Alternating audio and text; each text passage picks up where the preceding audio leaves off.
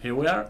Here we are, guys. So I hope everybody can see us. Do you want to just give us a little bit of a confirmation that everybody can see us and hear us so we can get started?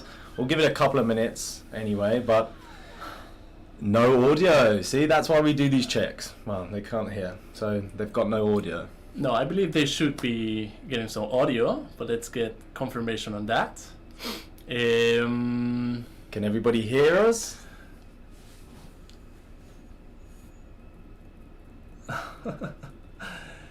Bruce, how are you? Blue Markets, Franco, the Scruffy Trader, my friend, how are you? Anna, many friends. Yep. Yep. Can see and hear you okay. Thanks for that. Yeah, I think we're good, Alex. Perfect. Okay, just checking. I think we're good. We'll give it a couple more minutes because I know that we've got so many people that actually registered and they are going to come in, so we'll give it a little bit of time, but we'll say hello to everybody and hope everybody's ready. Definitely for this one, because what Saul is going to talk about today actually helped me pass my challenges in the fivers a few times, so definitely he's going to give some golden nuggets away and he's going to help us a lot, and I'm quite excited. I've heard everything that he's going to speak to today. I've heard it probably a million times, but even when he says it again, it's new things come and new things help me from the start. So definitely keep in tune with everything he's saying. Also, everybody's going to have something towards the end as well to keep you guys here and to make sure you leave not empty-handed.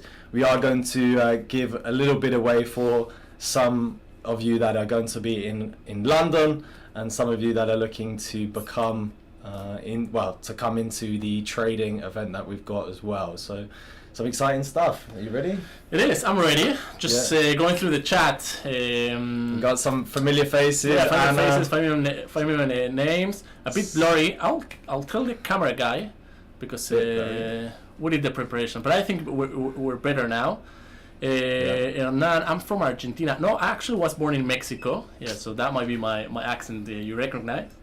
Okay,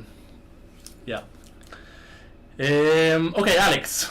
Perfect. And the Scruffy Trader. We see Scruffy Trader in here. Got to shout out Gary Langley every time as well. Yeah, I reckon some from the trading room. Guys, while we start, just let us know where you're from. That would be amazing, yeah. That would be good to know where you're joining. Alex, what I'm going to talk about is when I started my trading years ago, I've been trading since 2009, 10. Showing your age a little bit, mate. Yeah, so almost 13 years. Yeah. And I came up with scalping, and scalping how profitable could be, and you don't need to be spending a lot of time in front of the charts, and you can be just making pips in and out of the market, and that was partially true. Yeah. But also at some time, you have to be so consistent because your risk reward tends to be negative. Yeah. And then that day that you lose, you lose big. And I said, okay, there's so many people like doing this. There has to be a way that I avoid or I keep that one big trade, blowing up my profits. Yeah. And after researching and studying, I came up with the system that I'm going to present, which is like a pyramid system, nice.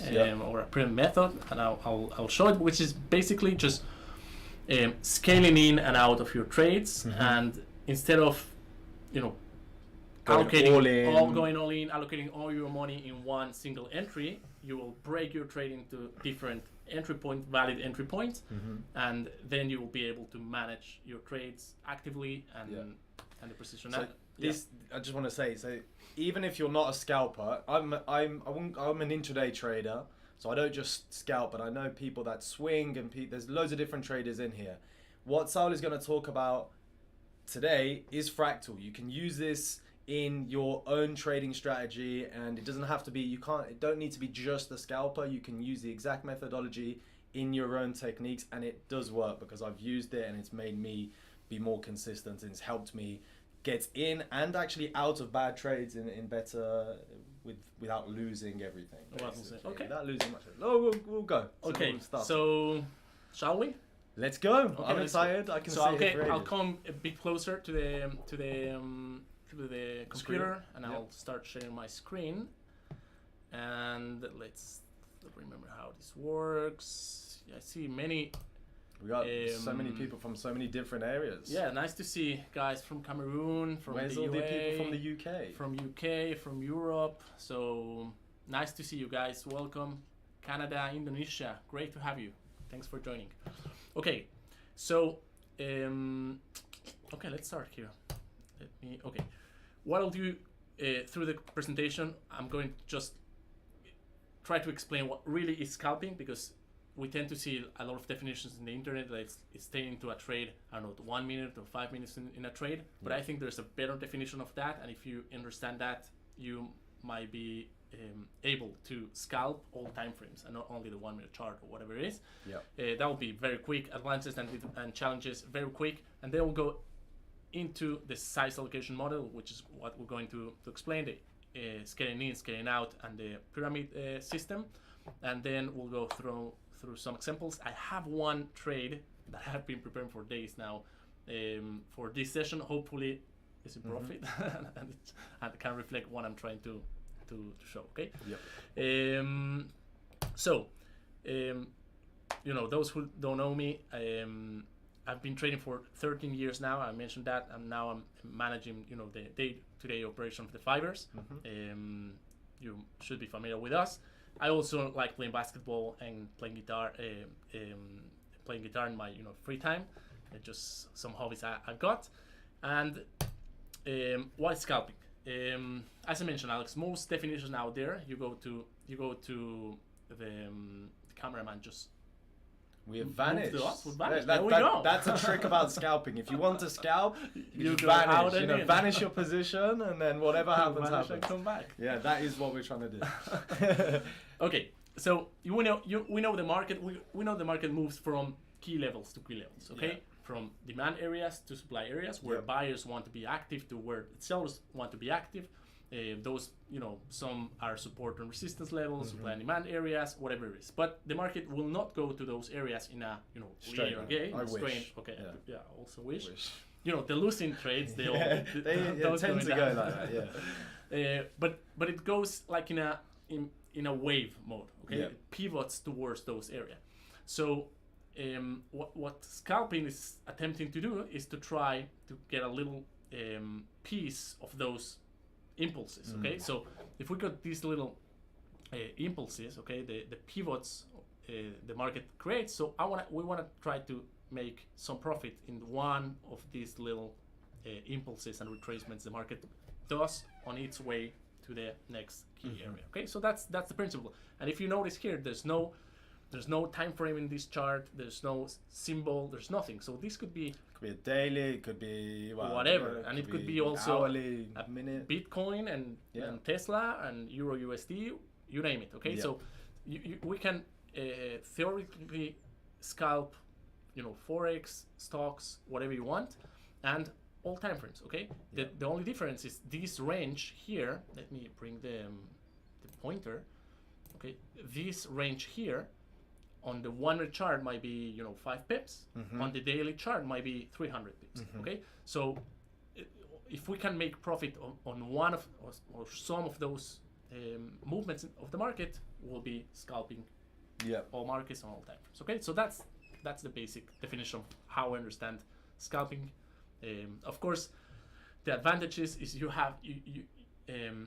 spend the least necessary time in a trade or in front in a trade, because you're in and out. You get more opportunities because you don't have to wait for the very next major pivot. Okay, you're trying to get Let me in just and check. out. The volume has dropped for some people. I don't know if that's everybody or is that Saul will teach you to play guitar. Okay, you need to validate. Okay, there you go. I think it was just a couple of people that the volume goes. So I'll leave it. Carry on. And another advantage of scalping is that you can apply it on any market, whether it's ranging or trending. Okay, of course, and we'll see how should we scalping when it's ranging and what should we do when it's trending, but you can apply it on both. So if you got if you're a position trader, for example, it doesn't make sense to hold a trade very, very, very, very long time on a ranging market, okay? Because you will open a trade here, and you know, days after it will be at the same price level. So it doesn't make sense. Pretty tough on your emotions. Pretty tough. You really want it to move. But if we can scalp properly, we can scalp ranging markets and trending markets, okay? Which is good. Now, challenges is requires concentration. Yep. Requires active management, okay? Requires, you know, screen time, which you know not everyone has or wants to be in front of the screen. Yep. There's more activity, okay? So there's more fees and commissions, which becomes a factor, and also the spread becomes a factor, okay? Because if you're trying to get, I don't know, 4 or 5 pips out of a trade, and you have a spread of 1 or 2, that's it. It's eating all of your profits. So we need to make sure we're scalping scalpable assets. Scalpable assets with little spreads. There we go. Okay. Now let's just start a little introduction of scaling in and scaling out. Most of you guys should be familiar with the idea of scaling in and out of winning positions. Okay, that's what we all knew. We all know, and we're familiar with that. We scaling into a trade when we get a trend. We scale into a winning position, trying to maximize profits. You should be familiar with that. So basically, adding to a winning trade because you want to make more profits as it continues on. Correct.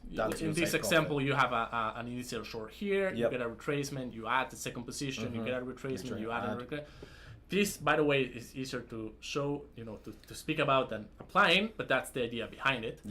And scaling out of a win position, that's, you know, very, everyone uses it just to reduce risk. Okay, so let's say you bought at this point, and it goes in your favor, so you take, you know, half or some pips of your position, and then you let the other part of the trade to run. So we're all familiar with this, okay? Scaling in and scaling out of a winning position. But what is less spoken, and actually a lot harder, is what you're going to say as well, I think, no? A lot harder, but we'll try to solve it with the system we're going to apply, is to add or to reduce size, okay? To scale in or scale out on a losing position, okay? Why are we going to do that? If we're going to scale into a losing position, we're going to try to get a better entry point, or to fix an initial position we got wrong. Okay, so in this example, we have this range. So if we were trying to get the breakout of this range, we got a buy at this point, and the market went against us.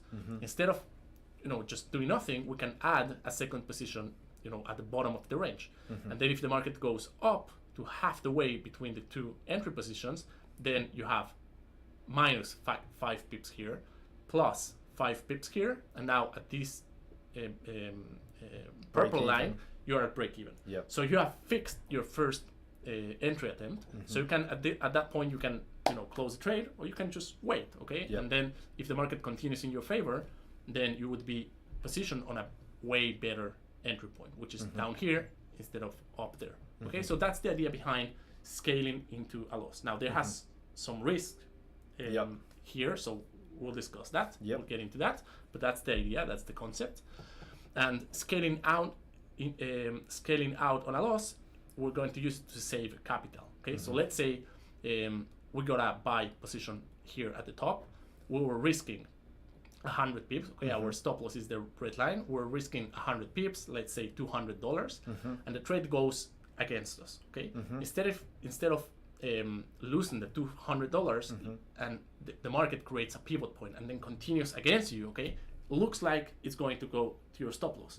So at that point, when you recognize, and to be fair, Alex, we all know when a trade is going down. You feel it, your intuition is telling you, you're looking at it, it's moving, it looks heavy, or it looks like it's about to pop.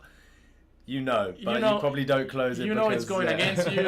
In a worst scenario, you will take your stop loss and you'll bring it lower. So instead of doing that, take partial losses. Okay, the same way we take partial wins. Okay, to lock some win. lock some losses. Yep. Okay, as painful as it sounds, but in this example, for example, you lock $60, $60 of loss, and then if the rest of the position actually goes to your stop loss, you ended up losing $160 instead of the full 200 that you were risking. Okay, so it is a loss, but it's a smaller loss. Okay, so that's the idea behind scaling out of a loss. Yep. Now, when are we doing that? Why are we doing that? We're getting to that. Okay, how are we doing that? So first, I want to make sure we're clear on that. Okay, we scale in or scale out both on winning positions or losing positions. Okay, and why we do each one of those. This one on the losing scenarios tend to be less spoken and less known, so I just want to make sure we know those. Now the allocation system goes something like that, and it looks, in my mind, it looks like a pyramid. Okay, let's say, just an example, you trade supports and resistance. Okay, you tend to sell on resistance and buy on supports, and let's say each one of these lines is a support level. Okay, now you never know when the market is going to respect the level or break it. Correct. So instead of, if the market is somewhere here and is going into your first support level and you want to buy off that support, instead of going into your full lot size allocation, start small. So you would have obviously your overall exposure that you want on this particular trade, but you're not going to put all of that on one area. So if it's going to support, you're not going to put it all onto that trade. You're actually going to say, okay, this is my invalidation, where I'm wrong, that is the max I'm going to lose, but you're actually going to break the trade then into, let's say, 5 mini trades. Correct. There Okay, you so go. if you were to risk one full lot, okay, instead of going on each one of these levels, one full lot of risk, go 1 mini lot, then 3 mini lots, then 4 mini lots. Okay, so a lot of people would say, like, with averaging, people are like, there's a thing that when I first came into trading, that averaging down and averaging into a trade, a lot of people were saying that's a little bit like the martingale and things like that. That's also something that you would do, but you obviously go 1 lot, 1 lot, 1 lot instead. What you're saying is you actually are not doing that. You're actually scaling it in with smaller positions of that particular risk. I'll get into martingale and we'll cover that. But the idea here is, you're right. Okay, you're not doubling out on each entry like the martingale system, and also this every entry point has to be a valid entry point. Okay, so a level. A valid, valid. Okay. a valid entry point. So you don't wanna go, arbitrarily getting into more and more average without a reason. There has to be a reason behind, and you have to understand when does that setup breaks down, and you eventually have to take the loss. Okay? But as long as the setup is valid, and you know when you're ultimately going out, we'll get into that. You can keep adding, because we just never know when that bump we're looking in the market is going to happen. Okay?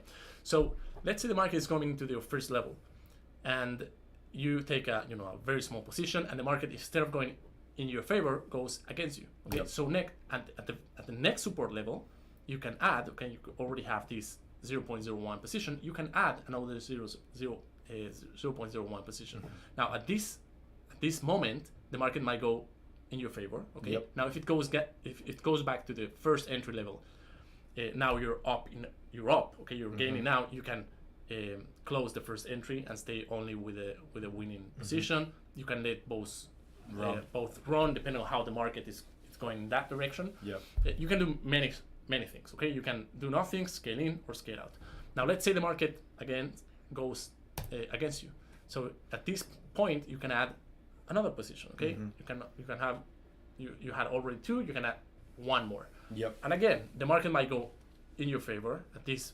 At this moment, you would be break even, and you can take everything out, or just take some of them out and let some run. And then if it continues in your favor, you can then scale into a winning position. But now you're in a winning position. Okay, so instead of being on a losing position, you're now in a winning position, and now you can decide to scale in to a winning position. And eventually, if it goes down one more time, you can do that one more time, as long as this whole thing or all these levels respect certain setup.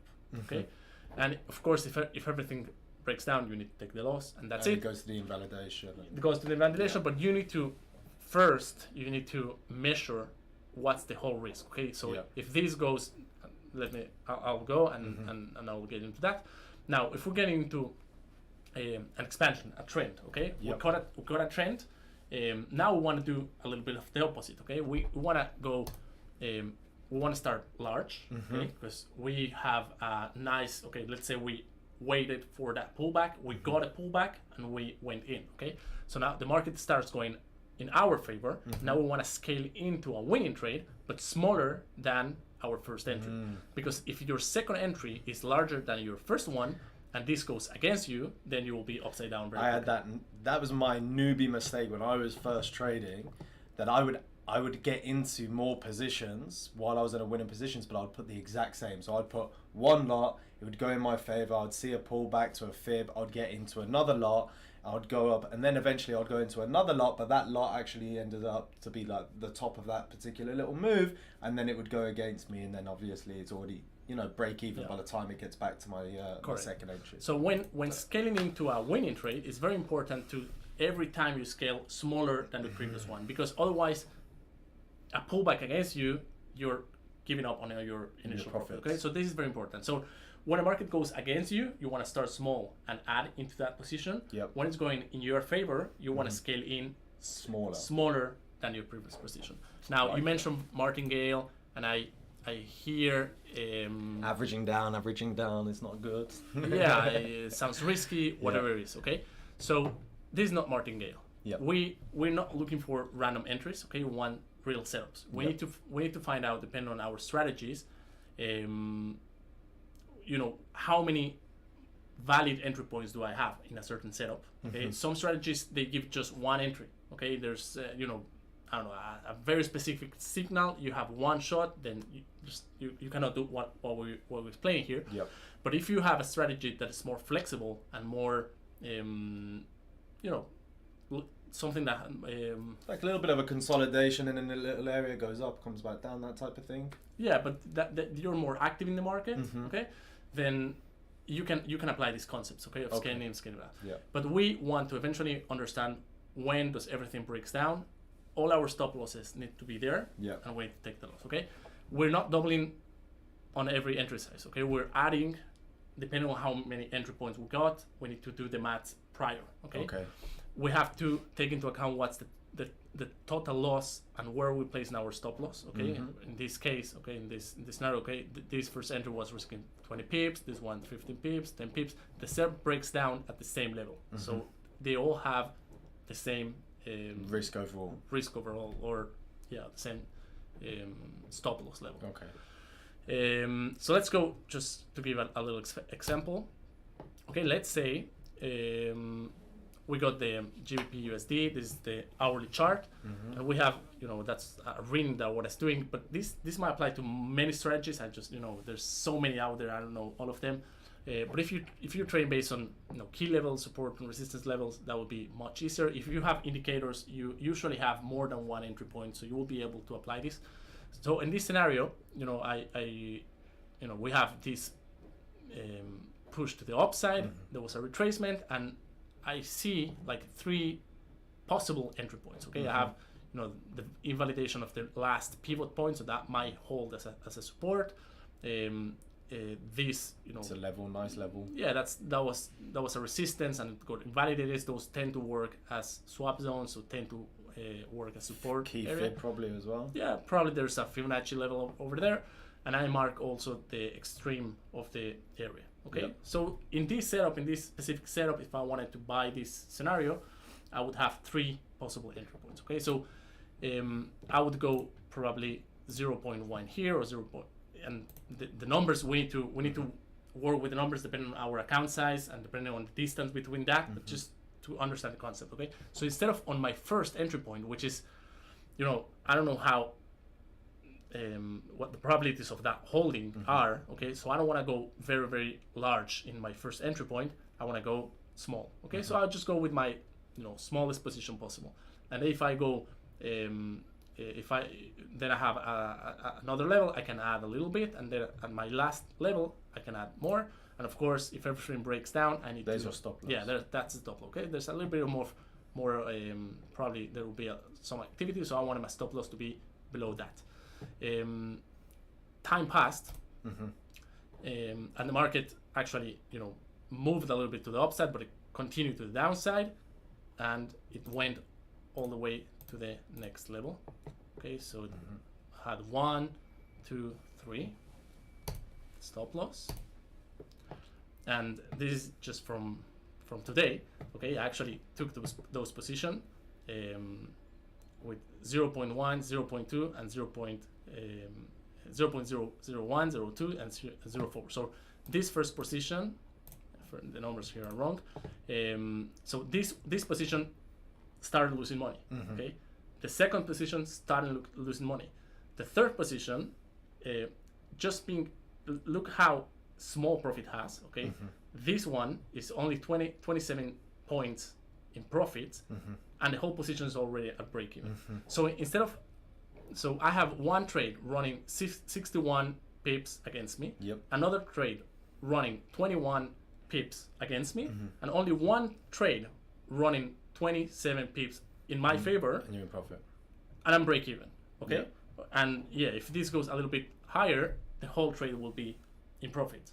So that's the idea behind. Okay, and of course, I don't know if Can I ask a question? Yeah. So I bet a lot of people are looking at this and saying, why wouldn't you go short up on that supply area? Why wouldn't, if it's going down, it's obviously had a nice push up, it's hit a supply area, and you can see obviously it's broken down, done a retest. Why wouldn't you start going short? Why would you buy this? Yeah, the why would I buy or why would I sell? It's a different question. Okay. That's the strategy. Okay, I just want to show you here methodology behind. Okay, risk allocation. Okay. You're right. You can see this, and I wanted to take this trade just for the exercise purposes. Okay, for this webinar. There's no special reading behind it. I just I was just looking for a chart, some key levels, and try to show this in real time. I'm just looking at the charts, and I see the trade is still on. Okay, it's still there. So why to buy or why to sell needs to be your strategy. Okay, you have your indicators, you have your strategy, your tools, you have your levels, you have your, I don't know, you might be trading Bollingers or ICT or whatever you want. Okay, I don't know what you're trading. Some of you, we all see the market, and some of us, we see a buy signal, and some see a sell signal.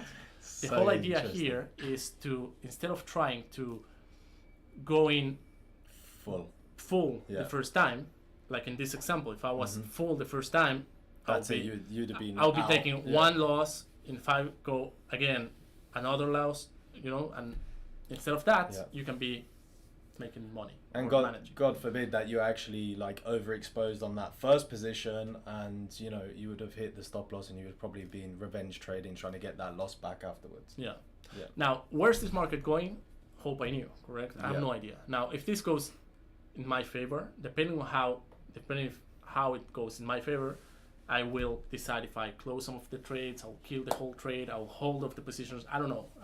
It's still early. I need to wait and see what happens. Eventually, if this goes against me, then I'll lose. Now, how much I'm losing? Ideally, you want to lose not more.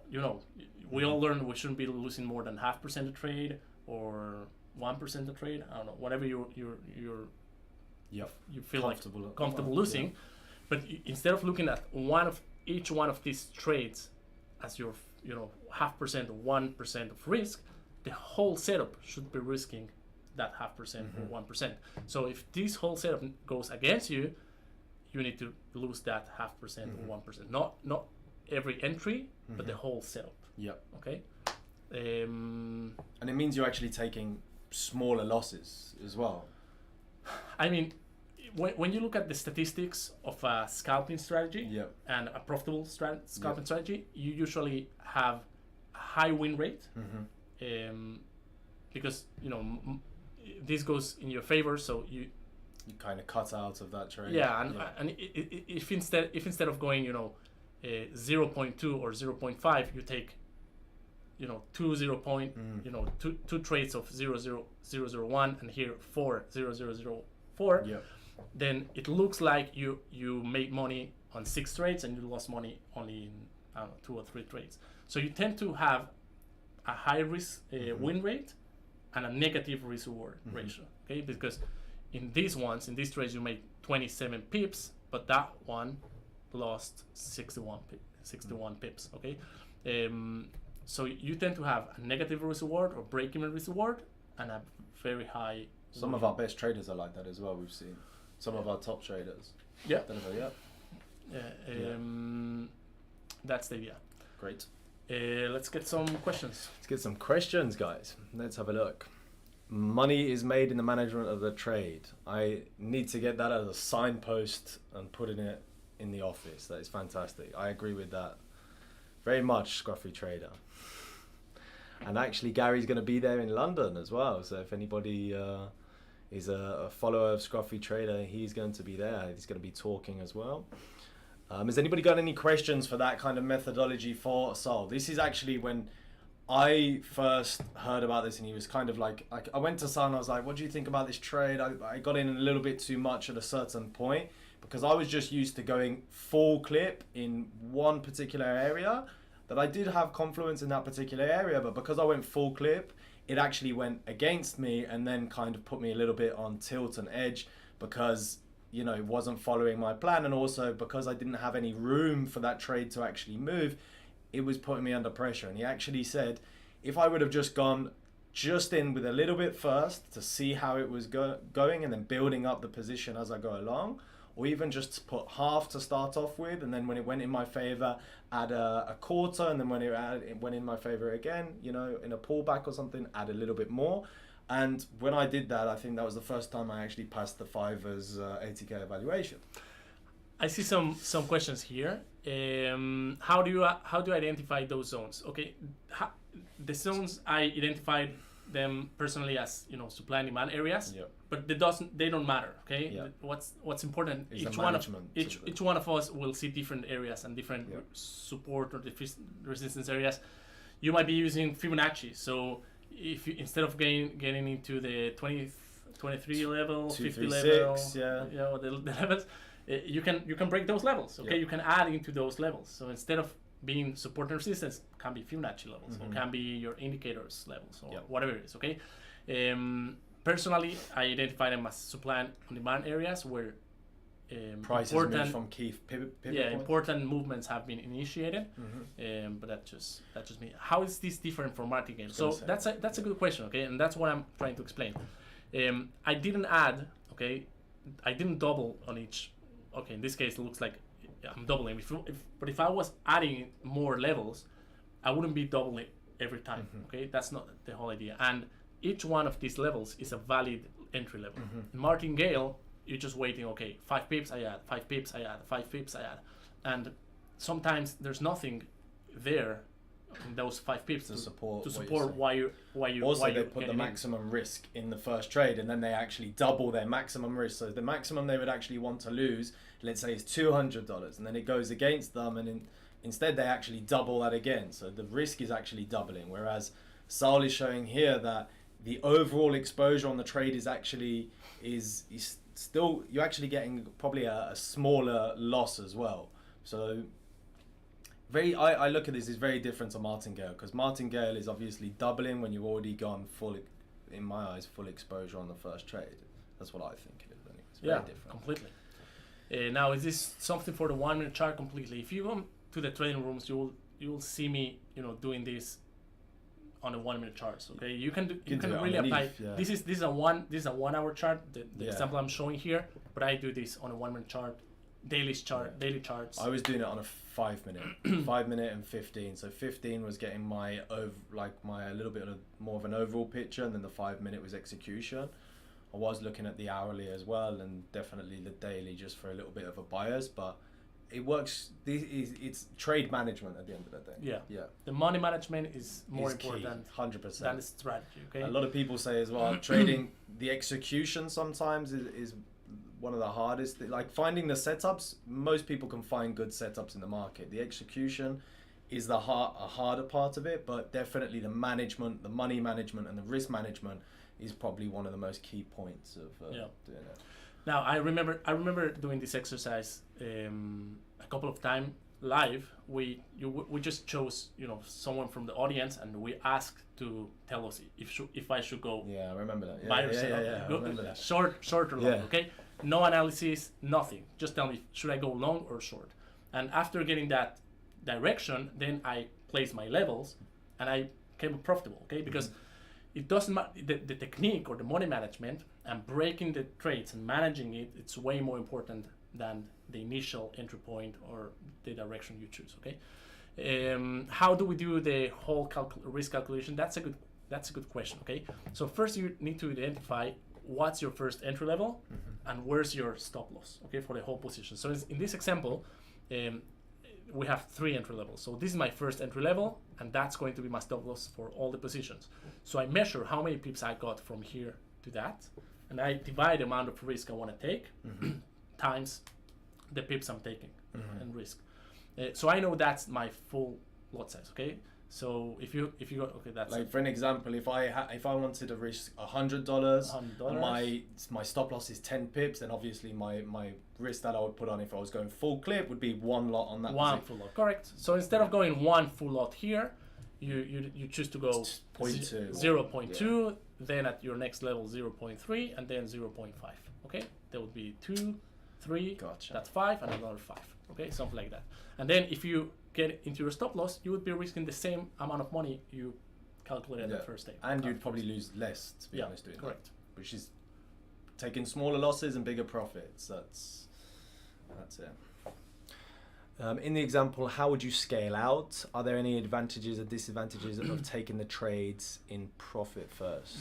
That's a good question. How do we scale out? Okay. Yeah. So let's say, for example, this example. Okay, I'm already underwater. This is a break-even trade. Yep. So if I take, for example, one of these trades off, I would be taking a loss. Okay. Yep. I would be losing on purpose. Yep. So that would be scaling out on a losing position. Okay. So I would take, let's say I take out this 0.2, or I take out this first entry, and depending on what the market does, I would add that again or do nothing. Okay, if the market comes back and gives me a new entry signal, then I can allocate it that again. And if it just continue going up, then I would do nothing. But if I take a loss right now, if I take that one or that one off, I'll be taking a partial loss. Okay. Got you.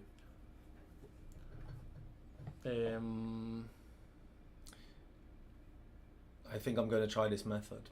Yeah, that's a good sign. But definitely, before you go trying it on a total live account, practice makes perfect. Jump on to a demo account, or even just go on to TradingView. I think TradingView have a way of entering orders into the market on paper trading. Not sure. Don't know. But definitely a demo account. Start using this methodology, and you'll quickly see that once you start using it, you're actually taking smaller losses, and you actually see that your profits are a lot bigger as well. Okay, Pepper has a good question. Does this lead to a lot of small wins?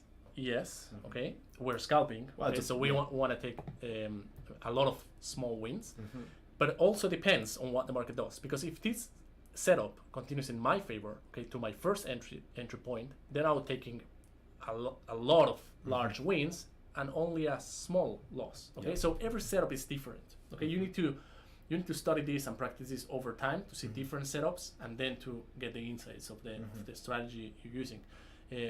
But don't forget we're trying to scalp here, so we're going to have a lot of small wins. We're not trying to hold trades forever. Yep. Yeah, definitely demo it first. Yeah, when you add to a winning trade, do you use the same stop loss? 100%. Okay, if I decide to take one off, okay, a partial loss, and then I realize that the market just start going in my favor, and I add, yes, my stop loss is at the same level, unless I have a reason to move my stop loss. But right now, I wouldn't move any of my stop losses. Needs to stay at the same level. When do you add to a winning trade? Do you use the same stuff? That's what you've just answered. Have you ever started scaling out of a loss and the trend turned around and you began scaling back in? I swear you've done that a few times. Yeah, the whole time, especially because I trade a 1 minute chart. Yep. I do that all the time. So Yep. I take part of the trade off, and then if it goes in my favor, I add it back. Or if it goes even lower, but I get signals of confirmation of return, I add it back in. It's very dynamic. Yep. Okay, and every strategy will give you different, scenarios and different opportunities. So that's why I'm not giving like a certain strategy, because you can apply this method to all strategies. Yeah. Okay. It's like techniques in trading. Like you could have technique. your own strategy, your own way of getting in and out, like getting into setups and things like that. But certain techniques that you learn from other people, you can bring that in to actually improve your strategy.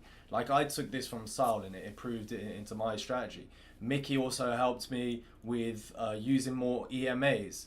And I've always been into fibs, and I've even spoke to the scruffy trader, and the scruffy trader is always talking about fib levels as well. So you can always use different techniques to add into your strategy to actually make your strategy even better. Yeah, it's a lot of discretionary. Yeah, it's very discretionary trading.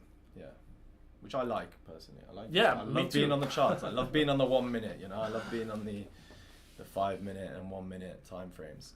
Any other questions? I think we're good. Yeah, perfect. Speaking of the strategy, should we move on? Yep, let's go. On June, Alex. Yep. I'm going to explain my personal strategy. Okay? Yeah. I'm going to be giving this strategy, but it's something super difficult to. Yeah, it can't really just teach. you can't really take somebody who's got a strategy that built up for like over 10 years and put it in a workshop. And I think the reason why we're here today, guys, is really to actually show you a little bit of a glimpse of how June is actually going to be, because you've got a person that has showed profitability and consistency of a long period of time, showing live how it's done, and actually work like a workshop of showing step by step how it can be implemented in your own life. Correct. Well, life, own trading life. So, yeah. So, on Trading Festival of the Year. So the Trading Festival of the Year in London. So it's going to be in the central London, and we've got so many different things for you guys. Now, we've been to so many different trading events. They're boring. Go on. They are so boring. We went to a trading event. I'm not going to say the name of the trading event, but you stand there and it's not fun. Trading as well is, especially retail traders, because we're all retail traders, and networking and meeting people that are in the same position as you or understand the problems that you're going through, and having that network actually helps you being more of a better trader as well, because as well you meet somebody that's in the same position of you, suddenly he's your accountability partner, or suddenly you're trading together and you're on Google Meets while you're in the market, all of these different things. And when you go to these events, it's just not fun. So the Trading Festival of the Year in London in June 17th, and what's going to be happening there? Yeah, so Church House. Yeah, the venue. Beautiful I don't know. place. We've been there. Alex, it really was like a very special venue. It's going to be. It's got a lot like of a history party. as well. Yeah, it's got a lot of history. It's a lot of history, but it's like a round, big hall. Yep. And we're going to have like lights and music, and the venue is very, very special. Central London. Some of the benefits is why would I come? Okay, really, I think myself, I'll be meeting their traders. Yep. That I've never had the opportunity to meet. Okay, there's That's going to true. be like hedge fund managers, and there's going to be, some Steve Ward, for example. Okay, he trains institutional traders. Yeah. And as a retail trader, you have no access to those kind of speakers. Okay, Yeah. so myself, I'm going to take advantage of meeting them personally and try to learn from there. But we're going to be meeting institutional traders. We're going to have a lot of network. We're going to have the opportunity to develop our mindset, which is very important, to learn proven strategies. I will be disclosing or trying to actually give you the details of my personal strategy, and other traders will do. So you will learn proven strategies, okay, that we apply every day on larger accounts. You see my, the accounts of the sizes I manage, and we'll give those, okay. It's nice because when we do go to trading events, you are bombarded with brokers and bombarded with loads of different things. Whereas we wanted to kind of go for a different angle, and we want to actually get better and enjoy ourselves as what we love doing. You know, everybody's either looking at trading for the long term, some people are doing it as a side income, but everybody have got this mutual goal, and that's being profitable in the markets. And finding other things to help you do that is important to all of us. Like, I read so many trading books and I speak to so many people, and I'm on calls with people and doing portfolio analysts, and you see the smallest things that you can give as like a second pair of eyes to somebody's strategy can change them from being not profitable to profitable. Now, the money booth, you know, you going into there, it's not just going to be boring strategies and workshops. You can go and take what Saul is teaching you, go to the money booth, join the competitions, and you can actually get rewarded on funding accounts at the Fivers. So you can actually show that the methodology works for you and actually go and actually start getting funded. So, you know, I'm quite excited as well, because I'm English. I love London. I love England in general. But to go there and actually do stuff like this, like trading with other people that are like me, you know, I can't actually wait. And the music and the stand-up comedy. It has to be beer. Okay, we're in Yeah, London. beer, It's going to you be know, some pints. some people like gin. It's going to be a stand-up comedy. You know, stand-up comedy. Yeah. We're currently we're talking a lot with the comedian that's going Yeah. to be performing there. You know, to tell him about the training world. He's Yeah. creating all the content. It's going to be super fun. So this is going to be really, guys, a very fun and content-rich event. Yeah. So One thing I want to say is, Yeah. again, just to back up, some of the speakers there are not just your everyday like retail guys. You've got some people in there that we've reached out to and got them to come to this event, and it's not filmed for everybody and going to be plastered out everywhere. This is exclusive stuff that they have built and worked with institutional traders and taught institutional traders, helped with institutional traders in their trading. They're going to come and actually do it for us. So they're actually going to help us with our trading, which, to be honest, for me, I actually can't wait for that personally. Yeah, I mean, give me a little bit more of an edge. guys, we'll go back to the questions. Okay, stay Yeah. with us. We're getting there. So just a few minutes and we'll go back to the questions. So Alex, if you were to, you know, get all the speakers and, you know, all the fun, the beer, and what's the value on that?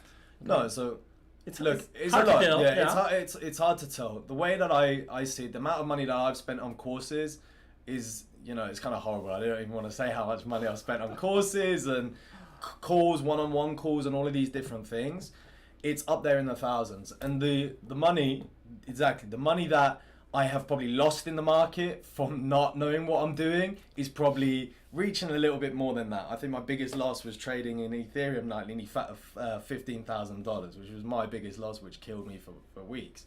That is money that you're not really going to get back, but the money and the value that you get from something like this is going to make you more profitable on money in the future. And that is what I'm actually looking for personally, because I've spent so much money on courses.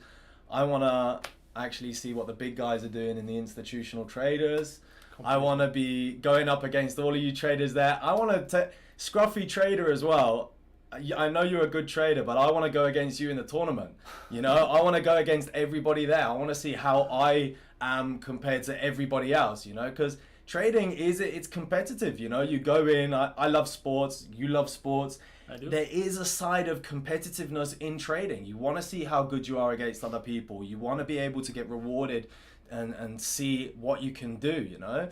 And that's what I'm actually excited for. Obviously, the stand-up comedy is nice. I love stand-up comedy as well, but I'm just there for the trading competitions and the rewards, and get me some Fivers funded accounts, you know. Yeah, it's going to be fun. It Really, is. it's going to be fun. We've dropped the prices, you know, significantly. So all this value, you know, from less than £50 or Yeah. or £100, depending on the ticket you're getting. And we got a special offer. Yeah, Just so for- look, for everybody, you can see obviously you've got different types of tickets. For anybody that is looking for the gold or the platinum tickets, if you just scan this code, you can get all the information. So if you get your phone, just jump out your phone, scan it, have a look at the information, and get that 30% off on the gold or the platinum tickets. The reason that we can subsidize this so much as well is because of the sponsors and the people that are actually wanting to help. They want their brand to be seen as well by other retail traders, and it spreads the word for everybody. So we're actually be able to bring all of these people, set up all of this infrastructure to give the tournaments, to give the games, the open bar, which Scruffy, stay away from the open bar. But all of this stuff for the price that it is. Now, if you are in London and you are a Fivers trader, or if you're not a Fivers trader but you are looking for that consistency, the profitability, it's a no-brainer. Like, it really is a no-brainer. It really is. Yeah. Saturday, so you don't have to take a day off from work. Come, have a good time, learn trading. It's going meet us, meet you, meet other traders. You know the agenda and the speakers. It's going to be great. Meet other traders, have fun. And just I believe this is this coupon is like for 6 hours or 5 hours, guys. Yeah, so it's not a limited time coupon. Obviously, we only want to give the people that have actually taken the time and to actually be here with us, and actually they wanted to be here. We want to give them an extra, or you guys an extra little something. But to be there sitting with traders like Saul that have been profitable and been consistent over so long, he came into the Fivers and really added so much to the fund. To sit there one-on-one or with a group, everybody with their computers, and actually putting everything into motion, into place there and then. And I think when you do that and you actually get the reps in, it actually solidifies everything that we're talking about today, because it's so easy to look through a course or even through a workshop or webinar. It goes in and goes out, and being there and actually doing it is a different kettle of fish. So I hope you guys have got your scanners out and you're having a look, and I hope we're going to see you there very soon. I know Anna's going to be there, Scruffy Trader's going to be there, you're going to see a lot of people that are on YouTube are going to be there as well, and obviously the institutional traders. You can go onto the website, see who those people are. They're not active on YouTube. You don't see them on YouTube, or you don't see many of them on Twitter, because to be honest, all they're doing is trading. All they're doing is helping other traders. They don't want to be so active, and we're going to have access to all of those different people. So that's it for now. I know we've got another session soon. Yeah, we do. I just want to go over a couple of questions that we got. Do you recommend? Am I using order blocks to get into? Let me be honest with you. When I started trading, the order block concept wasn't there. So I'm not an expert of what exactly order blocks look like, but I guess they relate to key levels in the market. Okay, they're like key levels, supply and demand areas. So what we show, we can apply it to order blocks as well. Okay, but if you find there's one order block, maybe inside that order block might be different entry levels, or there might be another order block that you can take advantage of lower than that one. So instead of getting everything in one entry, just split that in two entries. Okay. So I don't know. I'm the same. I don't really look at order blocks too much, but I think it's like a little bit of consolidate, like a move up or move down, a little bit of consolidation and continuation. Okay. I think. I personally don't use that, but yeah, there's like different support, and it creates supply demand areas, all the same. It's just the methodology behind it is what you need to apply to your own strategy and your own trading. But come to June and actually see it in action. That's what I'm thinking, And I want to see who gets first place in the tournament, because I really hope it's going to be me. Brilliant. So has anybody got any questions? Order blocks and points of interest on a chart. Yeah, so point of interest, so supply, demand, support, resistance. I think in trading, I think the basics are all the same, really. It's just different ways of kind of portraying those different levels, and ways of making it easier for people to understand certain levels. But yeah, definitely, if anybody else has got any questions. I think psychology, personally, for me, is one of the biggest things. I know everybody goes on about psychology, but when you think about it, I see so many. I've been in trades that I had the analysis on point, and because of my mental state and because I didn't want to have to take a loss or I was overexposed, I got out of that trade and it then went straight to my take profit. And those are the things that us as retail traders have to get out of those bad habits. And first you need to understand what those bad habits are. And once you understand what those like blind spots or bad habits are, you can actually start implementing things to get rid of them. And again, one of the workshops and some of the things that we can do in June is actually find out those bad habits, find those blind spots, and actually do something about it, which for me is going to be very important. Okay, so we got some orders. Tony, great for joining. Okay, I saw you got a ticket. We got loads of orders. Yeah, Benjamin, you'll be joining. That's a good call. Guys, I see some of you are taking action. There's quite really, a lot this is yeah, nice. a good opportunity to take good stuff. Or we do more questions. Engulfing candle book. Because you scaled up before you get in. Has anybody got any questions, or should we take a? Let's take a 5-minute break. Okay, Yep. we got we got Michael coming up. Brilliant. So guys, we'll take a short break. Go grab a coffee. Go toilet, whatever you need, and we'll see you in 5 minutes. Okay, stay with us, guys. Yep. And while we're gone, definitely get your phones out, have a look and see what the speakers and have a look at the website, and we'll see you in 5 minutes.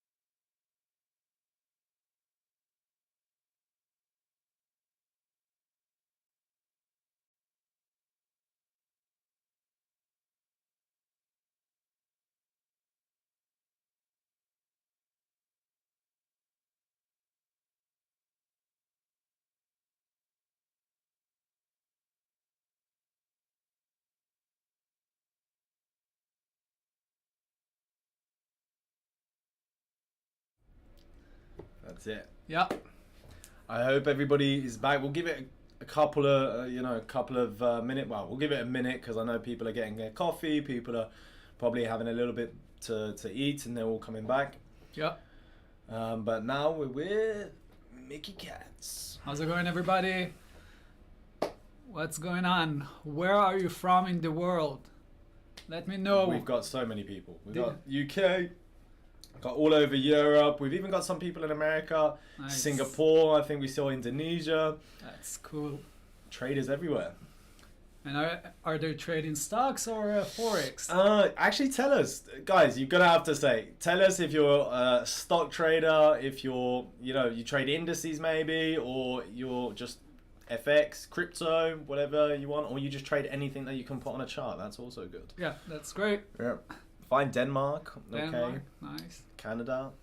I always thought about going to Canada, but I thought it was just too cold. It is too cold. It is too cold. Yeah, it is too cold, but England's it's a cold beautiful enough. country.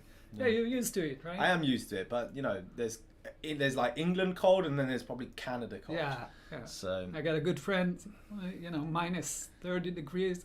yeah, I'm not doing that. Yeah. Not doing that. Cool. So I see Forex and crypto. Let's go. Did you get into US. Pepe? I didn't. SPY. SPY. Okay. I see some stocks coming in. Keep them coming. Right. Okay, perfect. By the way, I saw what you just did with Saul. Yep. First of all, it's going to be amazing event, guys. For those of you who are going to come to the UK, to London in a month and a half, right? I mean, we have so much to share with you, to show you Yep. great stuff. And we also have the evening event. We're going to actually I don't think raise I a mentioned glass that as well, together. yeah. You didn't? I didn't mention the evening that's, event. That's the purpose of it. You know? Yeah. Raise a glass together. It's going to be a super fun day. So definitely check it out and join, especially with that coupon of the 30% off. Yeah. We'll put that on afterwards as well if anybody missed it. I know you've got as well, like I said in the last one, I've taken so much from Saul, and I've taken some of your EMAs trading, and I've been looking over, and you've also told me off when I've got into good trades but then got out because of my psychology. So I've learned a lot from you as well, and I think you can teach so many people some good stuff, and you have been a mentor and taught a lot of people in the past. Yeah, it's been a while. It's been a while. You can see the white hair, right? Yeah. So let's start this presentation and talk about it. Understand exactly what we are going to dive into today, right? Yep. So I thought about obviously a lot of topics to share with the guys at home today, and one of the things that I thought about, what will be the best possible way to give someone right now and prepare them to the next event, to the next event in the market. Yeah. And the next trade. Yeah, exactly. Now the next trade will be the earnings season, right? We're just about almost crossing the finish line for that earnings season. Yep. And we're gonna have it, obviously, it's earnings season, so it's every 3 months. So basically, if I can teach the guys at home today how to trade the earnings season the right way, maybe it won't be specifically today, but it will prepare them to the full season that coming up, right? Yep. So that's the idea behind it, and I call this strategy RPG, reversal pattern gap, basically. So we'll talk about that. For those of you at home that are trading Forex, for example, you can take the same idea. Obviously, you don't have gaps in Forex, but you will take the same idea and implement it to your trading. It will work perfectly. Yeah, let's start, huh? Obviously, if you have any questions, feel free to drop them in the chat. We will look either through the session or at the end. We will answer, hopefully, all questions. So this is what we're going to cover today. We're going to talk about the earnings season strategy. So basically, why do you actually need it in the arsenal? It's kind of obvious, but we'll give it a little bit more depth. What is the RPG strategy? How does it work? And also why? Because, when you trade in something, and this is also for everyone, doesn't matter what you're trading. when you trade in any kind of asset, you gotta know why you're trading it, right? Yep. Why this setup supposed to work? Not just because you saw in a book that you have like a nice move up, consolidate, I need to take this bull flag, right? It's supposed to be behind, like understanding what's going on behind the scene. Why this bull flag should work right now, right? Makes sense? 100%. So other than that, we're gonna cover on how to use that strategy and how to basically trade it the right way. A little bit about myself, quick introduction for those of you not familiar with. So my name is Michael Katz. I'm the CEO of Trade a Pool. We are an online prop that fund stock traders. And we can talk about that obviously later on as well. I've been day trading stocks for the last 15 years. I also do some futures like indices, but mostly stock trading. I was the head of the traders in a prop firm in Tel Aviv, and I also developed few softwares and tools for traders along the way. During my spare time, I guess, I live in a moshav, it's like a small village, when I grow my vegetables. So that's like, you know. They're actually really good vegetables as well. I've never Yeah. tasted such great vegetables Right? in my life. It's amazing. I mean, the tomato. Yeah, You it's gotta good, love it. good stuff. Good Yeah, stuff. yeah, yeah. Yeah, the balance between the evil and Yeah. the good stuff in life. Yeah. All right, so first of all, let's understand what is a strategy, right? So it's basically a systematic approach to make a decision. When we have three parameters, right? The first one is which, the second one is what, and the third one is how to trade it. So the which is basically which stock are you going to trade, or which asset are you going to trade? It could be, you know, which pair am I going to trade today, or you know, which index, or whatever it is. So we gotta understand that, and as soon as we have that in mind, and we know which one is the one we want to take action in, we automatically increasing our chances to succeed, because you know, a lot of the guys that I've been talking to throughout my years as a mentor or a coach, basically, they learn a lot of setups, but they don't really know if that's the right asset to trade on today.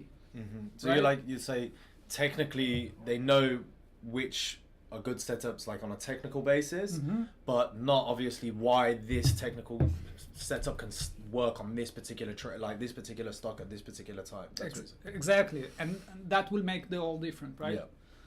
Second thing is the what. So what is the setup you want to trade? Because there's obviously tons of setups, so you gotta understand what is it that you want to trade on. And lastly, how to manage the trade. So are you gonna scale in? Are you going to get all into the position? When are you going to take your partials out and stuff like that? So a quick overview on the reversal gap pattern. Basically, actually reversal pattern gap, but basically when we're talking about that, we're talking about earnings season mostly. You can use the same strategy for, like I said, for Forex or any asset that have big news, right? But in most cases, at least when you trade in stocks, you want to focus on the earnings season.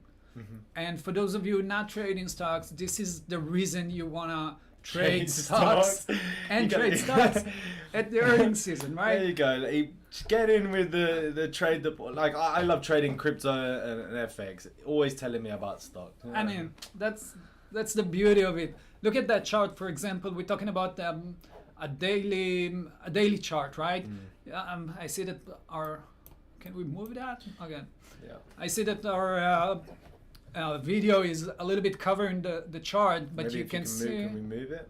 No. Okay. No, because it's a slide. Yeah. But so basically, you can still see the gap, the huge gap right here, and it's go all the way above our video, basically almost to the top of our video. So box. So we have huge gaps going on when you're trading stock. When it comes to earnings, season. you know. Let's see other symbol, maybe it will be a little bit better. Yeah. You can So you can see Facebook, for example, right? That's a daily chart. Every bar represented 1 day of trading. You can see that crazy 25% gap down and that 20% gap up. So, and there was one more that our video is covering, but Wow. those are the reasons you want to trade gap in stocks, right? But in the earnings season, you will have it much more aggressively than usual on just like a regular day, right? Guys, if you have questions regarding what we're talking about right now, put them in the chat. Yep. If not, just keep that in mind. We will skip the question and we'll answer it later on. Yep. You know, AXP, it's American Express, you know, the company, everyone loves it, gapped up perfectly from 155 to almost 170. This is gnarly. Yeah, and I mean, that's the earnings season. This is Gnarly. what you can expect to see from stocks. Yeah. So we're not obviously gonna take that gap. We're not gonna buy it, you know, before the earnings and then sell it after that, because it's crazy. It's a bit ludicrous. gambling, yeah. But what you can do is find that gap and then use it to your advantage, right? That's the whole idea, and obviously we'll talk about that right now. So this is the which actually asset do we want to trade, right? So these are the rules that we want to cover. First, you need a gap, a stock that is gapping, either up or down. You can basically go long or go short. You want to see at least 3%. So this is how you're scanning to find a specific ticker, basically. Exactly, yeah. So as soon as you have those set of rules, it's much easier to find the right asset. And this is something that most traders, you know, they don't find the right asset because they don't have this specific set of rules. So they miss on a lot of setups. Yep. So 3% up or down, major news. Like I said, mostly when it comes to earnings, but you can trade it when you have a lawsuit or FDA approved or you know, changing the managers. Exactly, C-level that layoff or whatever it is. You can definitely work with that, but especially for the earnings season, because all of those stocks are reporting. You have tons of trades that you can actually take. Yep. Our vol greater than 2. So basically, an R vol is the relative volume, right? So let's say a stock is doing on a regular basis a million shares, right? So you want to see at least 2 million shares. That makes sense. You will usually automatically will see it, because if it's gapping up or down 3%, you will see a lot of guys coming in and try to buy or sell it. So you will have automatically a lot of volume, but it's super important to make sure that it's there. You don't want to trade low liquidity stocks. That's in general rule. Yeah, it's pretty. I've seen so many examples of that. So, Right? Yeah.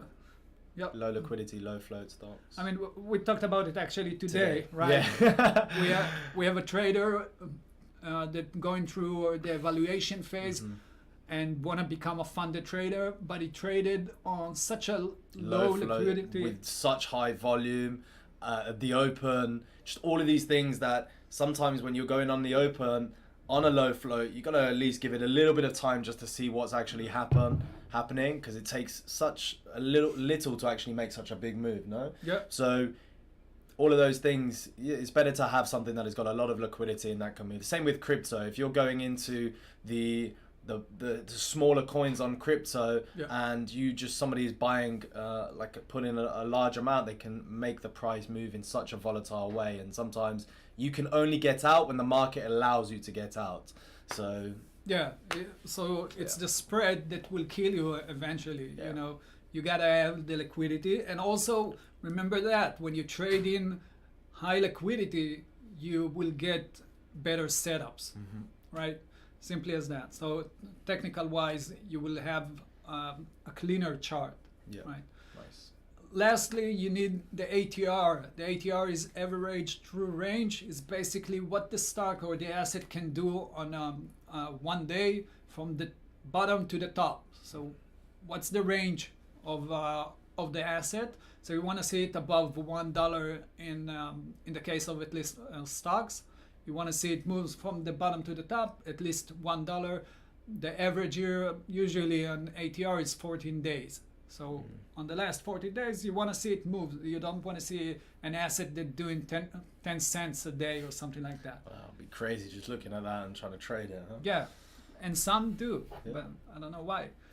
I mean, there are so many, we have 12,000 symbols in Trader Pool, and guys usually...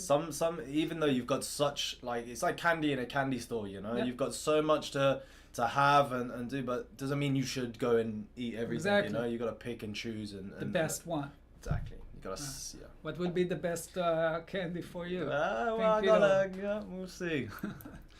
Okay, so that's the which stocks are we going, which stock are you going to trade? The what is basically what we are looking for, right? What is the setup? So at the opening bell, right at the beginning of the trading session, you want to see a move toward the gap, right? So you want to see it, let's say it's gapping up. Now you want to see it dropping down toward the gap. Makes sense? Yep. Let's talk a little bit about that before we continue to the two others. I mean, what is the reason a stock is gapping up? That makes sense, earnings, whatever it is. But why it will drop back to the gap? What could be the reason? You can write it also in the chat, guys.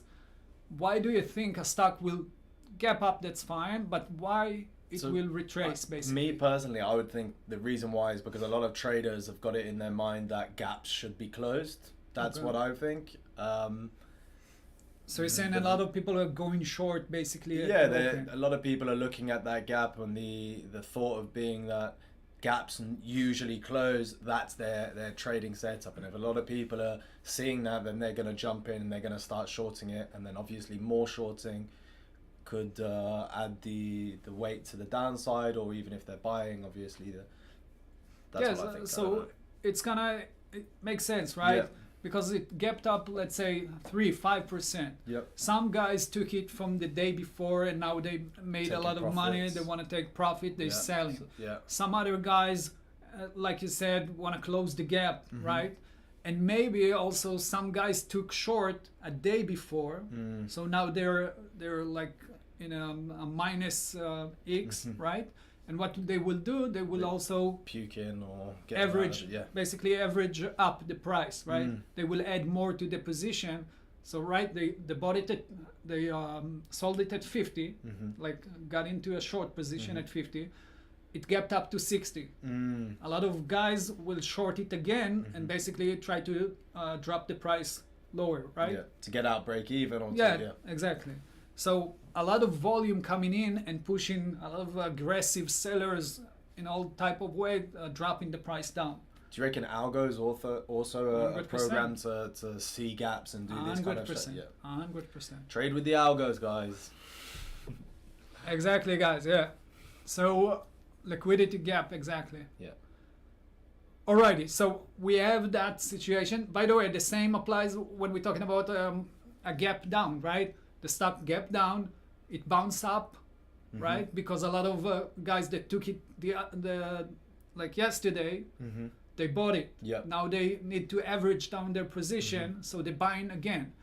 The other guys are covering their shorts in profit, so it's pushing the price up like a short squeeze, basically, pushing the price up toward the gap, right? So the people that bought, sold at the bottom, now they're obviously under pressure, so now they're closing their positions, buying the other side, then it's pushing it even more. Exactly. Simply as that. So price is pushing higher, let's say, or pushing down, depends, it's a gap up or down, and reaching a major support level.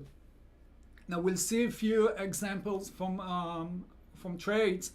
There was lately in this earnings season, and basically you will see I specifically chose different trades that will show you that a support or resistance level could be a lot of stuff, right? It could be intraday support or resistance, it could be a daily chart, an hourly chart, whatever it is, so you will get the idea of what you can take from it.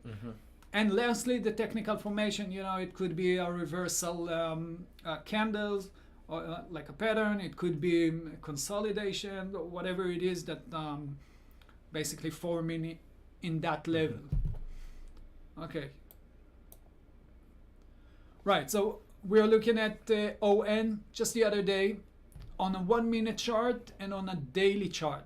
Let's start with the first on the daily chart, or actually, sorry, the 1 minute chart, right? It opened with a gap up. That was the close of yesterday, and that was the open of the trading day. It pushed one candle up, 1 minute chart, pushed one candle up, and then retraced back to that gap. As you can see, it's not supposed to close the gap. It could be closer to closing the gap, not necessarily close it completely, but it's pulling back because a lot of traders, as we said, selling, taking profit, averaging their position, and all of those things that we mentioned. Reaching a major support level, and in this case you have two support levels. One is the points here, that's basically called pivot points. That's an indicator, a very famous one. You can definitely check it out. It's basically calculating the high, low, and close of yesterday. And then, as you can see, it reacted perfectly as support on the chart. But also you can see the gray area, and this one is actually coming from the daily chart. Look how pretty it is. I mean, so clean, right? So clean, super clean. It is. Yeah. And when you find those moments, when you find that support level that is super clean, it in most cases will hold that support.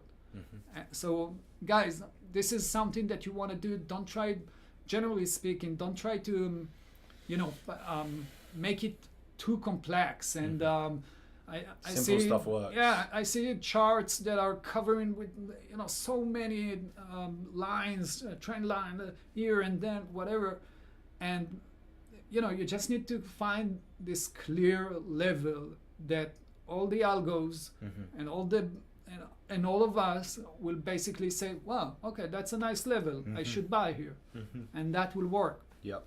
So again, dropping down to the gap, reaching a major support level, holding that, and from that moment basically consolidating. I don't know, it's like an hammer with a consolidation, and from that moment it continued back up. So basically we're not looking to short that gap. Sometimes maybe it will work. That's another setup, another strategy. Now that I'm talking about it, maybe that's what I will talk about in the event that we host in London. And what we want to do is basically buy the retracement, right? Oh, I love these kind of setups. This is my kind of setup right Yeah? now. Yeah, I love break retests and stuff. And That's it. okay, another one, like I said, That is is crazy. it could Oh, that's easily what I'm go wondering. to the downside, right? So that's the gap. That's the huge gap that we saw right at the open, basically, right? That's a 1 minute chart. It closed here, opened here, and now it's retracing toward the gap, right? Look how beautiful this support level that became resistant right here on the daily chart. I mean, that's straight from the book. I mean, a gap, held it one time, second, third, another one almost, and when we pushed back, we reached that level. Just a shy below it, like 3 cents below it or something like that. Price consolidate, then it dropped again. Most of the time, it will reach at least the low of the day, basically, in most cases. So that's the setup you want to start working with when it comes to earnings. And like I said, if you take the same idea, the same concept to Forex trading, to indices, to also crypto, you can definitely work this out, because all you need is, first of all, the right asset to trade on today. So, there are guys that trade in only euro dollars, right? Yep. That's great and fine. But if you go to today, something happening in the Before you can have a look at anything. That gap is only, you can just imagine the candle just being there, all of that. Exactly. It's just like imagine just a huge drop. Just a huge drop, big volatility move. You can kind of relate it to any kind of asset. Just obviously here you just have a big gap, and yeah, and that big gap is usually when the guys wanna, like I said, wanna push it toward the gap. Yep. So just keep in mind that you want to trade on the right asset with the big news. That simply as that. When Lots you of trade volatility. a lot of volatility, you trade a lot of liquidity, then you will find those setups.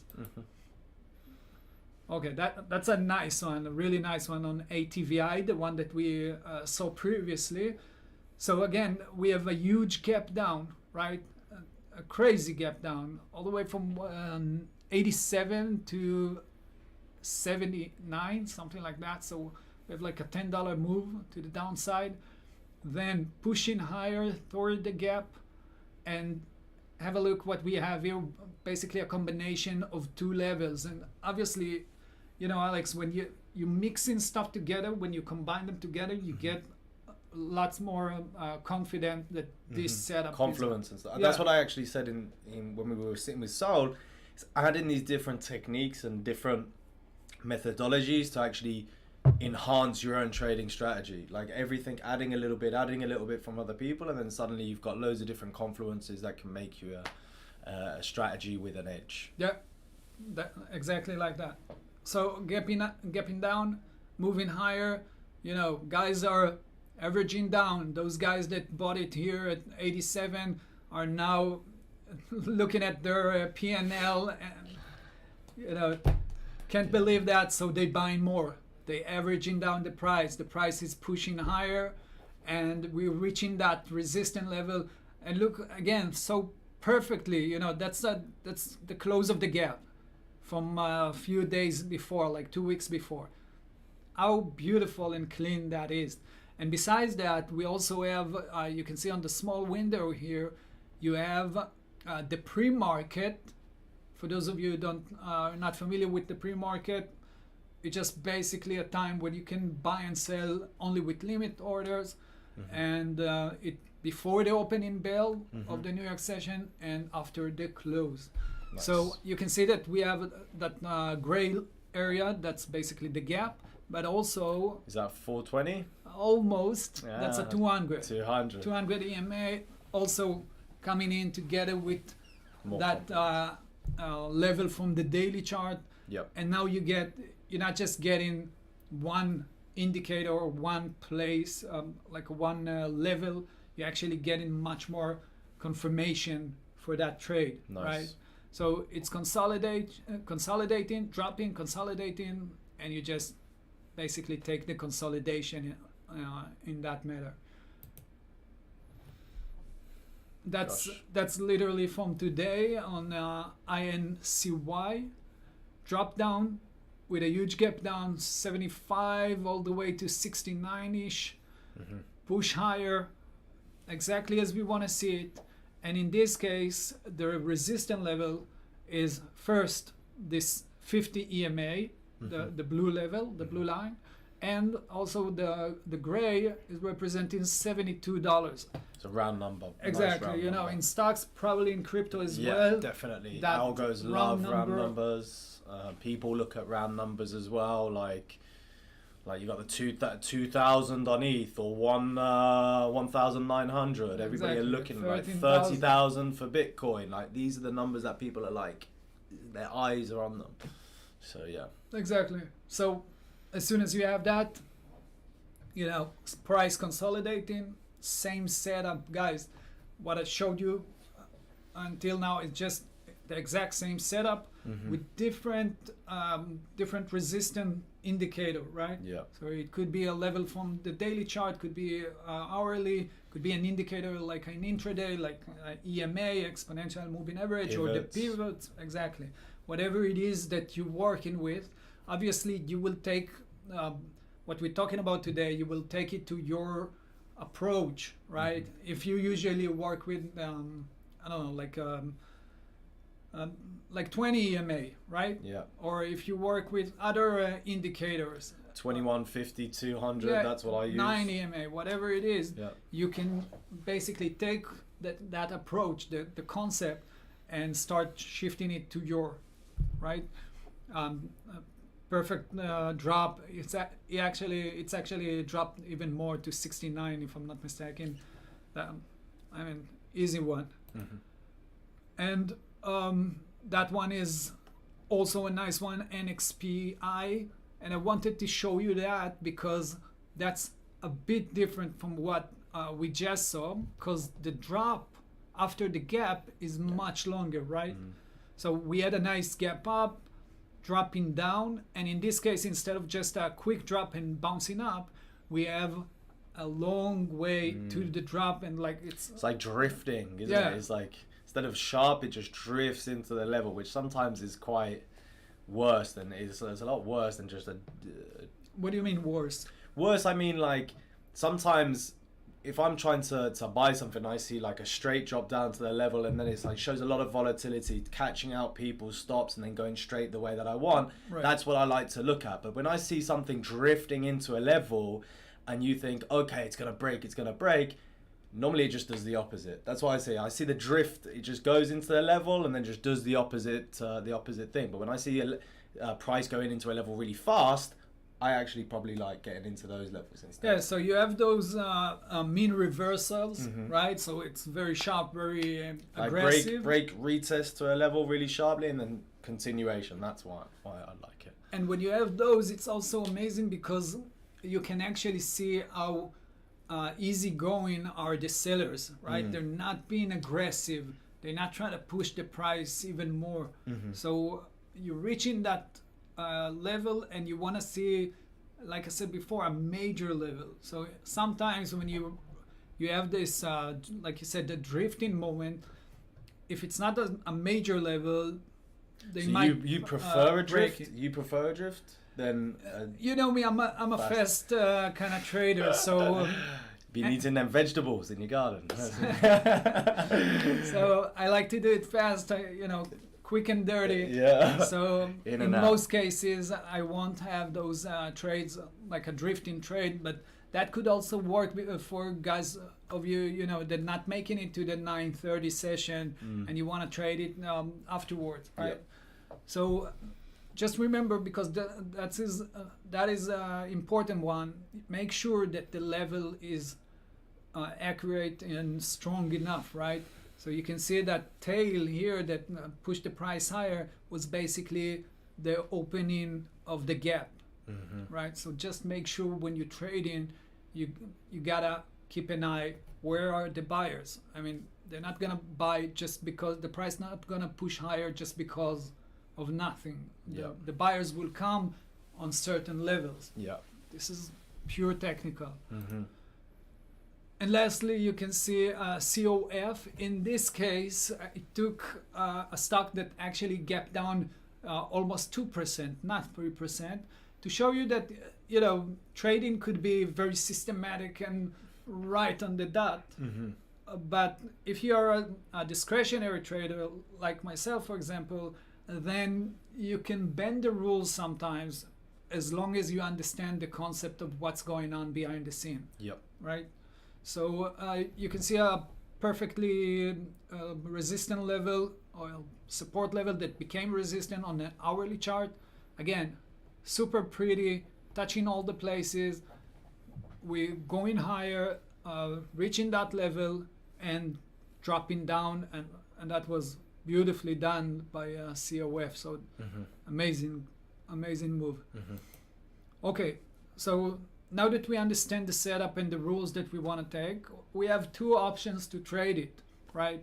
One option is as a discretionary trader, and the second one is a systematic. Let's talk a little bit about that because it's important. I spoke about it previously in one of the webinars that I did, because I did both in my trading career. I was a systematic trader for many years, and I became a discretionary trader. Yeah. And I asked the guy in the webinar that I did, I asked them, what do you think is the right approach? Go, Alex. What do you think is the right approach for me? And for you guys at home as well, what do you think is the right approach? Generally speaking, is it systematic or discretionary? I think it's a hybrid, to be honest, because sometimes you need certain types of rules and guidelines that maybe you shouldn't break. But also the discretionary part of it is obviously if you're sitting in front of the chart and you can see how price is moving and you can get a good feel about what's happening, you also need to have that discretionary part to make a good decision as well. not meaning just because you're discretionary you should, you know, average down and do martingale and blow up your account. Yeah. The systems are there in place to keep you into certain guidelines, and then the discretionary part is obviously things that you can bend to make certain setups work. That's what I would say. It's a hybrid. Yeah, definitely. And you know, I started as a systematic trader, like specific rules. Like mechanical, like you're a super mechanic. mechanical. I mean, nothing. I didn't move an inch, seriously. And but I see but I saw in time that, you know, that's great and it worked very good, but you have a limit as a systematic trader. Like mechanical, you have a certain amount of money and a limit that you can reach, that you reach basically. Yeah. And when you become a discretionary trader, you can actually push that limit and break that ceiling. Do you feel like you missed on a lot of trades because you're a mechanical systematic trader? You missed out on a lot of good trade setups? I probably did, but my setup, like my mind setup was actually, you know, it's not mine. Fair play. It's not mine. Fair play. So as a discretionary trader, you just want to obviously make a decision as it goes along, as you read the chart. But in most cases, you will basically go to, with the first tier, you will go to the, you know, just around the level. You don't have to wait until it will reach that level and then continue to the upside. You just buy around it. Yep. Second tier, and after you see a confirmation, basically after it break through the resistance and of that consolidation, let's say. And third will be after a nice pullback, and you add a little bit more. What would you reckon from all of those three? What is the safest for you? Because I know what the safest thing that I would want to do. What would you do? What's the safest way of getting into the trade for you? As a discretionary? As a discretionary trader, yeah. The all three. I mean, Yeah. that's scaling in basically. You Yeah. not just go all in around the level or all in when it confirmed. Mm-hmm. You go, if you're a systematic trader, you will probably do that. But in my eyes, basically, what I'll do is buy one tier when it reached that level or getting closer, adding more, adding more, and going and going. Yeah. I did that. Something also. rhymes to what we were speaking about in the last with Saul. You know, What's that?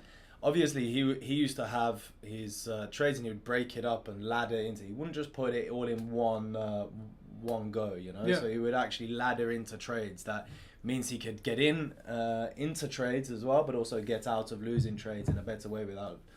Because I remember when I was first taking evaluations, I used to just go full clip in one area, which it would work, but also when I lost, I lost quite a lot of money very quickly, Yeah. Instead of if I broke it up and got a good feel for the market, maybe I could have made trades work and got out of losing trades. 100%. And we also see that I had an interview yesterday with one of the new funded members. Traders, yeah. Yeah, and exactly what we talked about. He said he started as going all in. He saw that it's not working. He shifted to buying, scaling into the position, buying a few times, and actually then he became a funded trader. Yep. Yeah.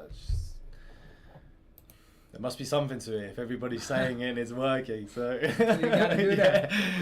Simply as that. So those are the examples I showed you just a minute ago, and now we can actually understand how you execute them, right? So if we're talking about discretionary and you want to scale in, and then you will start buying when we're getting into that beginning of the gray area, or maybe when it's getting closer to the pivot point, right? The dots, the red dots. And then when it basically break through the consolidation, you will add more. And if you see a retest, like a pullback to those levels, you can add a little bit more to that as well. So just to make it clear for some people that may not know what you're kind of doing here or where you're going, you're actually not going with the direction of the people that are thinking that the gap is going to close. Right. You're actually looking for maybe a support or resistance on the top of the gap, maybe, or different types of things like support, resistance, pivots, things like that, and going continuation gap. Yeah, exactly. Continuation gap. Because you do understand that it gapped up, good news coming in, right?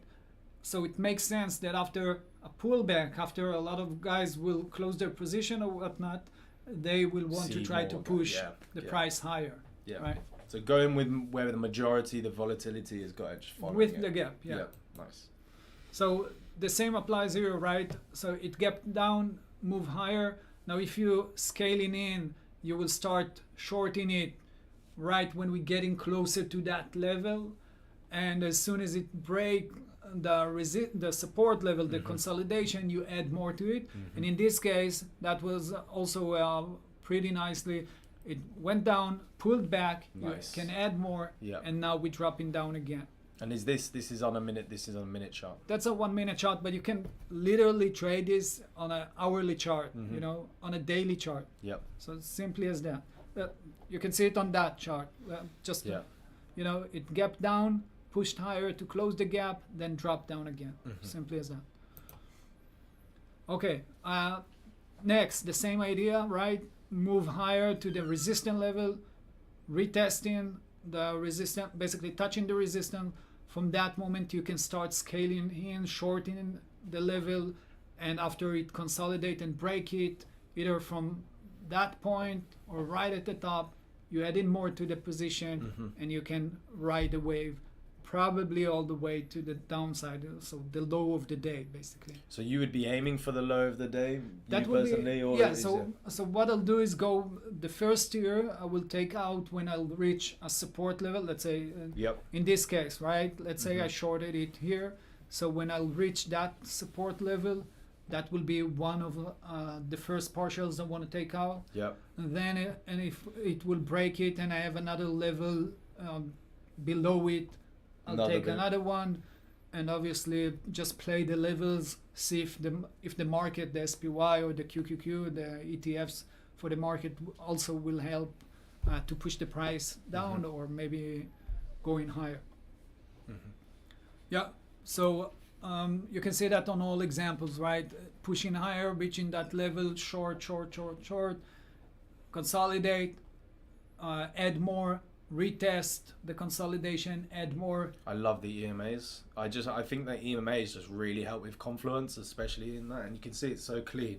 But on loads of different charts, especially the charts that I look at as well, EMAs are just like such good dynamic support resistance. I mean, it's so simple for the algos to work with EMAs, so a lot of them just doing that. You know. So we can go on and see all the examples, but basically reaching that level, adding to that, breaking through that, adding more, and that's it. You just ride the wave, reaching resistance level. You can take first partial out, reaching a second resistance level, take another one out, and play along with it. So can I ask you a question? Yes. Are we gonna see you trade this strategy or this technique live in London?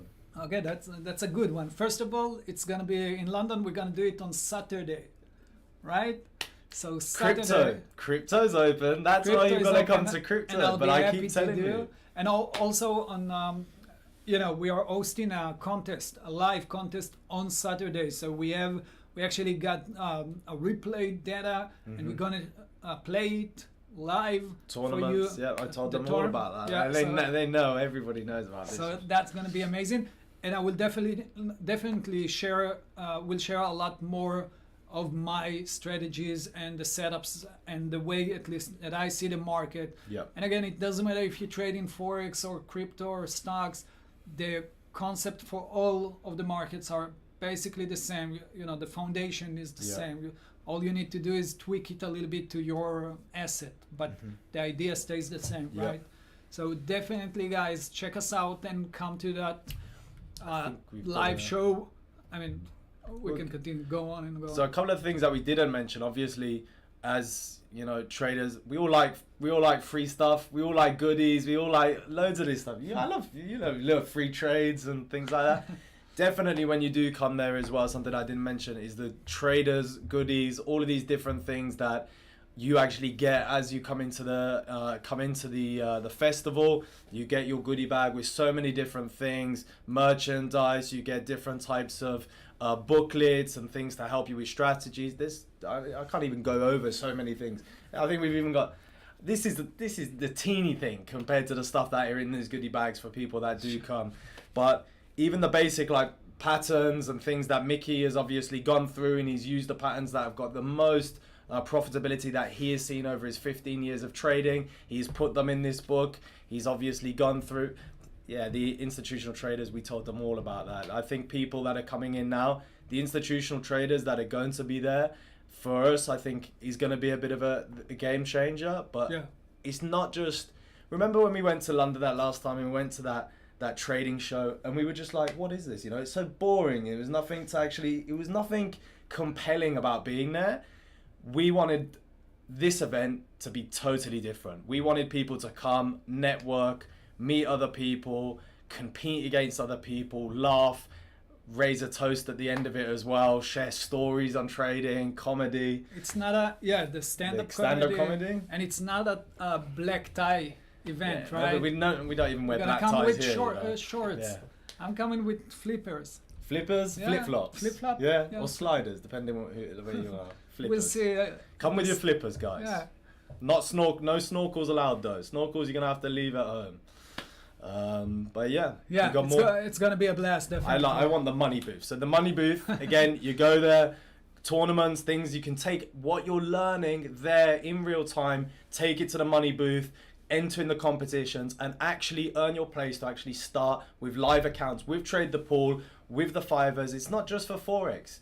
Trade the Pool, TTP's here. Mickey is looking for profitable traders. Yeah. Mickey is good at spotting profitable traders. And when he talks to people and people talk about their strategy and he can see that they're profitable and see that they've got good ways about them, it's a one-way ticket straight into Trade the Pool's funded trader system. So the money booth is where I'm going to be at all the time. But music and games and obviously food and beer and stuff. Yeah, it's going to be a blast. Besides, learning a lot, seriously learning a lot from great traders that we gathered.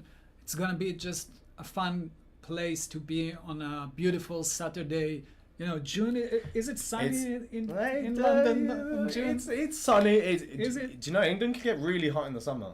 Seriously hot. Really? But that's why you have beer gardens, you have nice aircon as well and stuff. Beer gardens, and it's going to be so much fun. And on the evenings of the event as well, all of us are coming around, networking, sharing our trading stories, sharing our battles, sharing our wins. Mickey's got some really good. If you ask him about his biggest loss, he'll tell you about his biggest loss, and I love hearing. I love listening to that story. I'm done with that. You're done with that, oh. But for you guys, obviously being here, we don't want you to leave without nothing.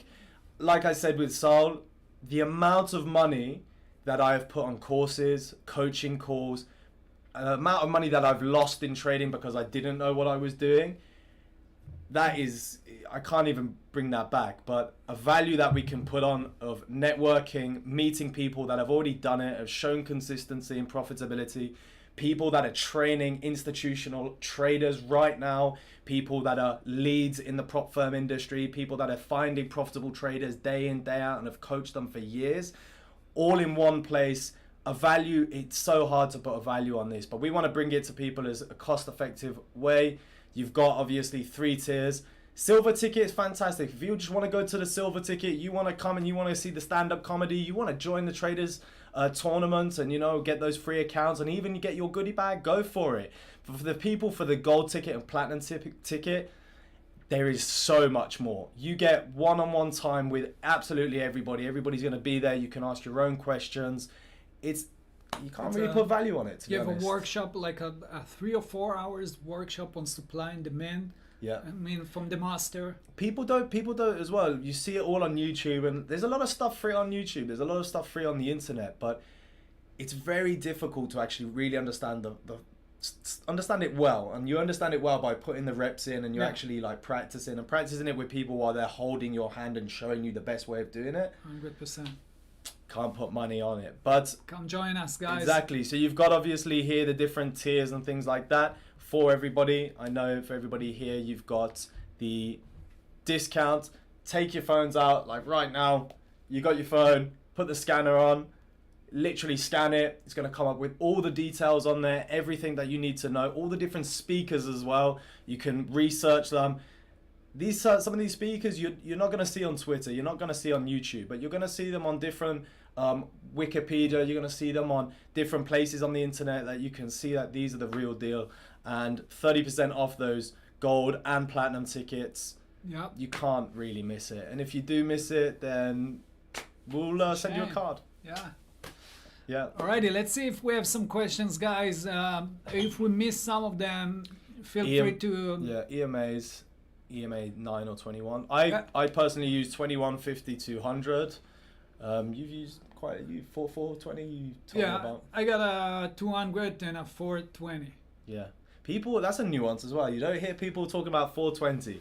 When Mickey told me about 420, I was thinking about something totally different, you know? And I was like, what are you talking about? 420 EMA? That sounds interesting. I put it on my charts and put the 420 on and see the pivots that 420 EMA actually gives you.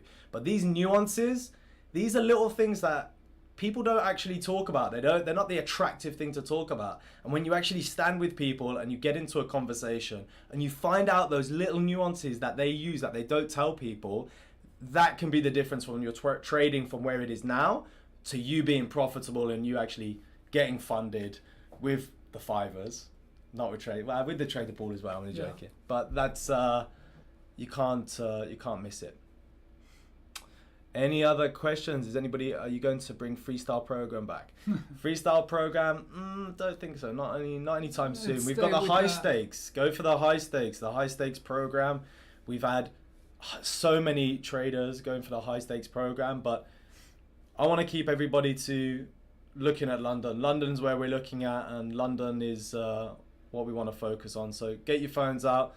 Obviously, scan everything, and I want to see you there. I know Saul he looked on his phone and there were so many people already registering, and Mickey hasn't even got it, and his phone's not even here. So I wish we could go through, but people are already getting them, and obviously once they're all sold out, then we'll be obviously next year is probably the only time. But we want to get everybody there this year. Yeah, I mean it's gonna be a blast on the June.